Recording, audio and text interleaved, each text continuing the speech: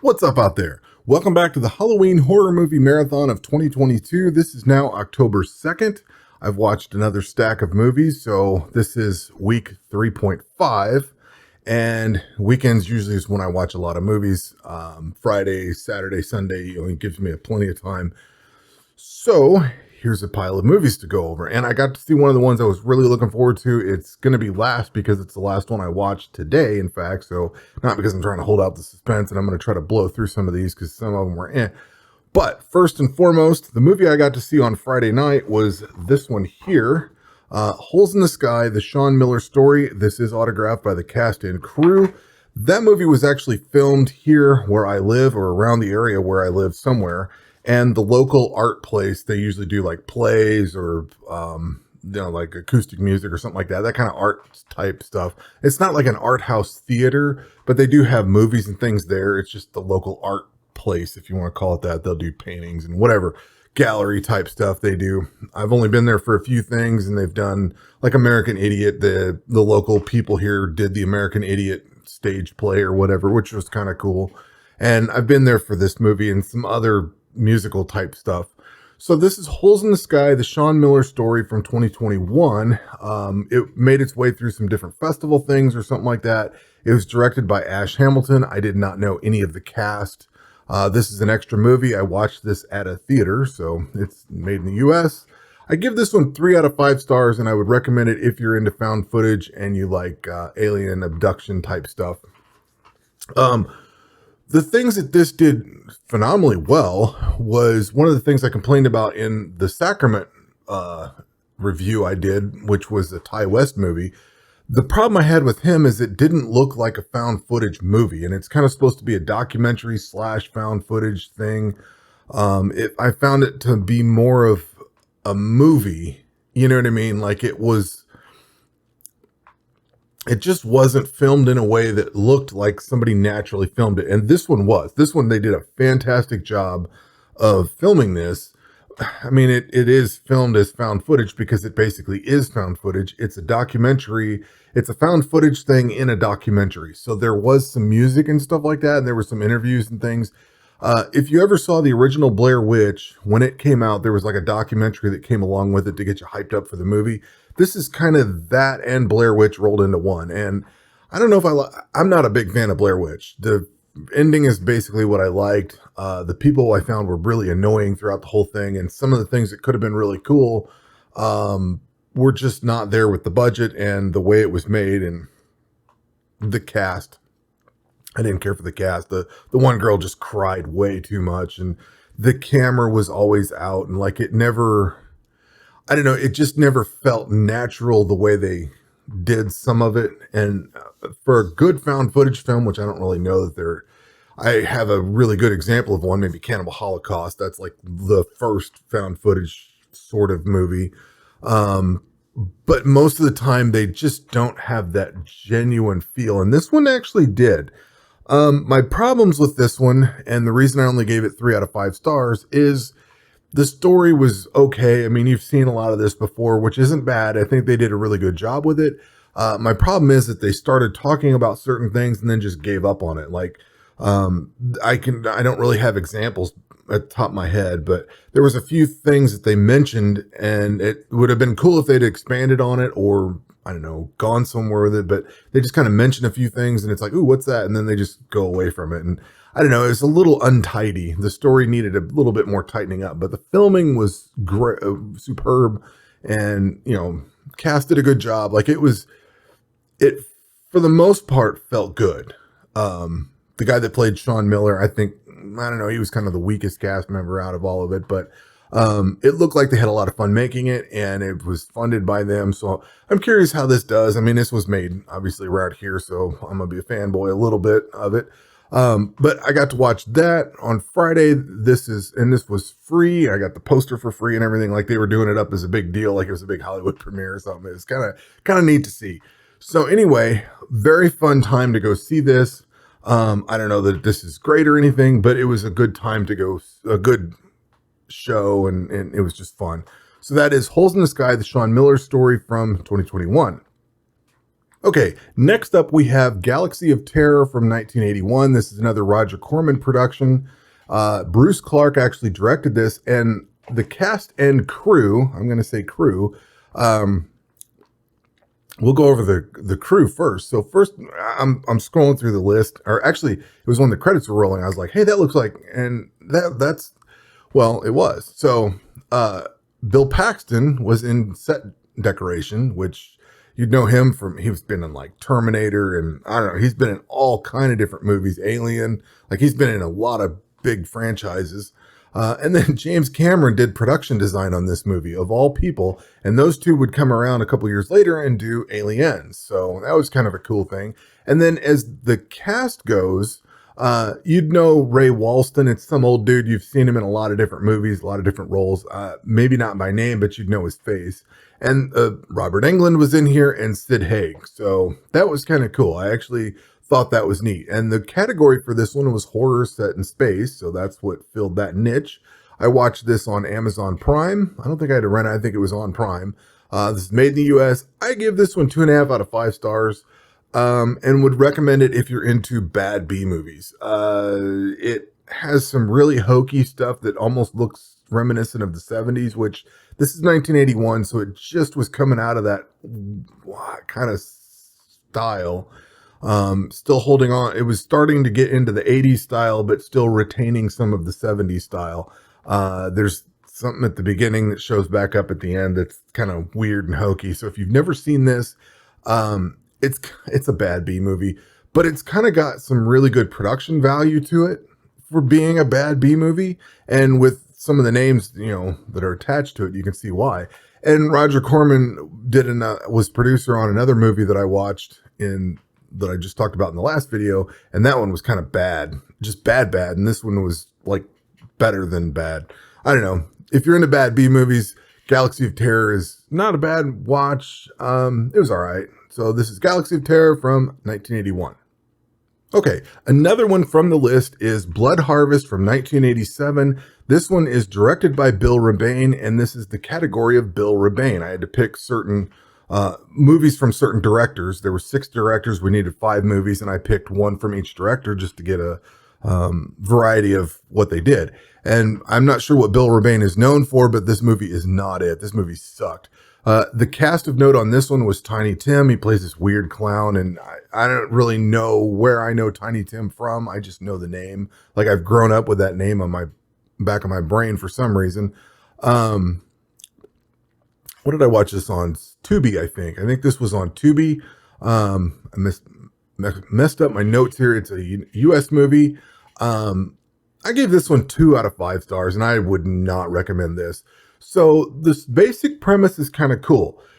You've got some farmers that are getting their farms foreclosed on, and the banker and his wife disappear. Their daughter comes home to find their house, trashed a little bit, some spray paint all over it, some things hanging.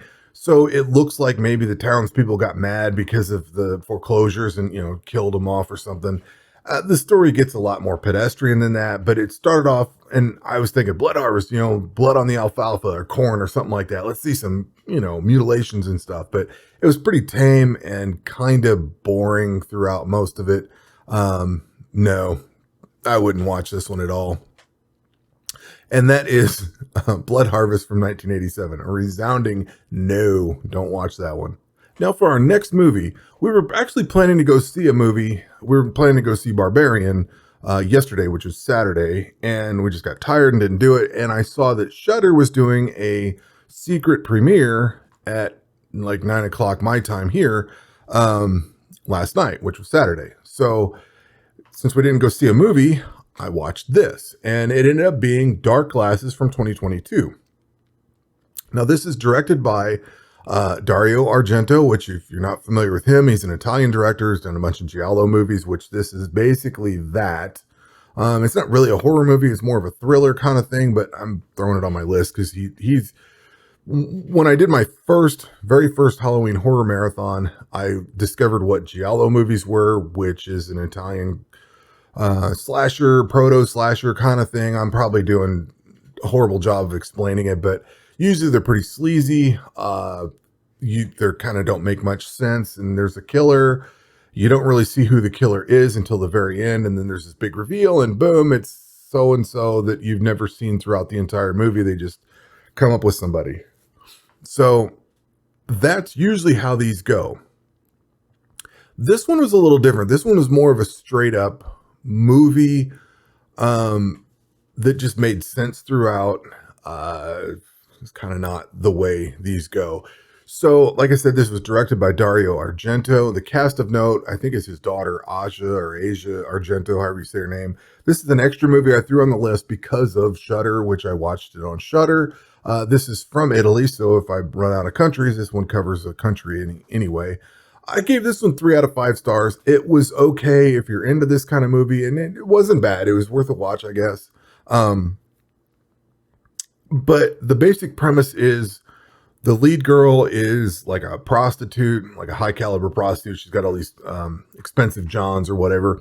And other prostitutes are turning up dead. There's a serial killer running around killing them. And then she gets chased by the serial killer. She winds up getting in a car accident and has some really bad trauma to the back of her head and then goes blind. So it was set up very well. And at the very first, I'm like, man, this is really cool. You know, where's it going to go sideways? Because I heard it wasn't I heard it didn't necessarily go great. And it does. It kind of goes normal from there on. And it doesn't have like the big mystery around it. It's just kind of more of a straight up movie at that point. And a lot of the cool things that they could have been doing with her being blind and all that just kind of got pushed aside. They did do some cool things with her being blind, but not like everything that could have been done, if that makes sense. So, Dark Glasses, I gave 3 out of 5. It's a competent movie. It's probably one of his best looking movies because it's filmed with modern technology and released, on 4K and all that good stuff. But I don't know. It was okay. It was something I would probably watch if I was bored. Not anything I'd go out of my way for, but it is coming out on Shudder very soon, and you'd be able to watch it for yourself. That is Dark Glasses from 2022. Okay, last up, the movie that I've been waiting to see for a while now, and I didn't want to get into spoilers with it, is Barbarian from 2022. This is directed by Zach Kreger. Cast of note is not going to get explained because if you go see this movie, you should go in blind and not know anything about it. This is an extra movie. Watched it at the theater today. This is made in the US. I give this one 3 out of 5 stars, which I'll get in the star rating in a second. I would recommend this, but go in blind. That's everybody that's ever seen this movie, or most of the people that I've seen reviews for or YouTube videos about, say go in blind. Don't watch trailers. Don't watch much of anything. Just go see it.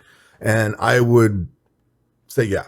So the reason I gave this 3 out of 5 stars, I was debating on whether I would give it 4 or 3.5. It's definitely not a 5-star movie, and it's not garbage. I mean, this is a good movie. This was really cool. I loved the way they structured this. And it's that structure that lets you have an experience. Let's say that. It's similar to probably a couple other movies, or it made me want to watch one and it reminded me of another, I guess is something I would say. The problem with this that I have is, and I was thinking about this when I was driving home, would I watch this again? And I don't know the answer. I'm just going to tell you that right now. I don't have an answer for that. But the question is, would I watch this again? If I would watch this again, like say Fight Club, once you know the ending of Fight Club, would I keep coming back to it? And that's a hell yes. I love Fight Club. I think that's a great movie. And I have watched that repeatedly over the years. So coming out of this one, and once you've done a bunch of movie reviews and, things like that, you start trying to think about aspects of the movie to talk about in a review, or, just give different considerations. If you just watch a few movies here and there, it's kind of not a big deal. Oh, I'd watch that again. But if you do a lot of movie reviews and do some critical type analysis of some sort, you don't have to be like the next Siskel and Ebert or anything, but if you do any kind of critical analysis for hundreds of movies, at some point you kind of develop an idea of what you need to think about and what goes into your score. Like, it's more than just picking a number out of the air. I know it's just numbers on paper at the end of the day, but at the same time, you are basing it on some criteria. And this one gets 3.5 out of 5 because I can't answer the question of whether I would rewatch this again. It is definitely worth one watch. Most definitely. This is a killer movie. I see why everybody said go in blind. It is, I don't know if I want to say fun or not. I don't know. I loved it. I had a lot of fun with it. But knowing what I know now, after having seen it, would I revisit it? And that's what I can't answer. And that's why I gave this one 3.5 out of 5 stars instead of 4 out of 5.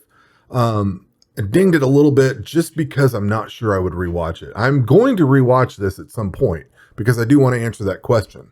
So I'll probably wait until it, comes out to where I can rent it cheap or maybe hits video on demand for Amazon Prime or something where it's free. I'm not sure.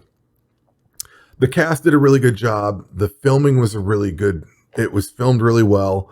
There were some genuinely creepy moments. There was a part where the character looks down something and she's like, nope. And it's like, yeah, you got the right idea. Just get the hell out. But obviously they didn't, because then the movie would have ended. But I really had a lot of fun with this one. And I don't know. If you're going to go see this, go see it blind. Don't watch trailers. I don't know what all the trailers give away. I did watch a few trailers early on because it's what got me excited for it. Just some of the things they showed, but they only show a certain segment of the movie. They don't show you the rest of it. So the trailers might be safe to watch and might get you hyped up a little bit for it. I don't know. Mileage may vary. But like I said, I'm not sure whether I would watch this again, and that's what draws it down just a slight bit. It was a fun movie, a little bit violent here and there, not necessarily the most gory thing you'll ever see, but I dug it.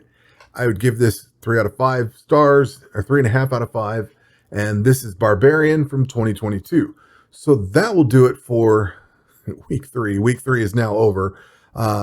Be watching some more movies, probably get this video out tomorrow. I don't know that I'll spend the time editing it tonight, but we'll be out tomorrow, and then we'll be on a fresh set of movies for week 4. So that will do it for this one. We will catch you on the next one. Take care.